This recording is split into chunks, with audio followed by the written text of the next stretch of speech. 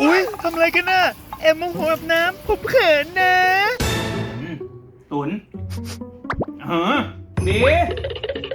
เอาลูกไปอาบน้ำหน่อย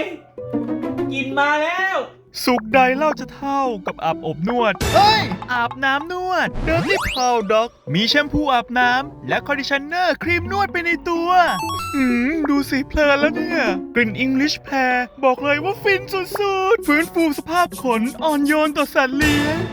ไม่มีเคมีอันตราย ไม่มีพาราเบนและแอลกอฮอล์ขนก็นุ่มฟูสวย ลดการพันกันของเส้นขน ขนนุ่มเลยลูก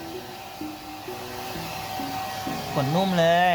ที่ไข่ตุ๋นใช้เนี่ยบอกเลยว่าไม่แพ้ ไม่มีอาการระคายเคือง บอกเลยว่าแชมพูเดอร์ที่พาวเนี่ยออร์แกนิกสุด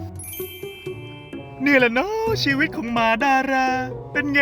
ขนนุ่มฟูสวยเลย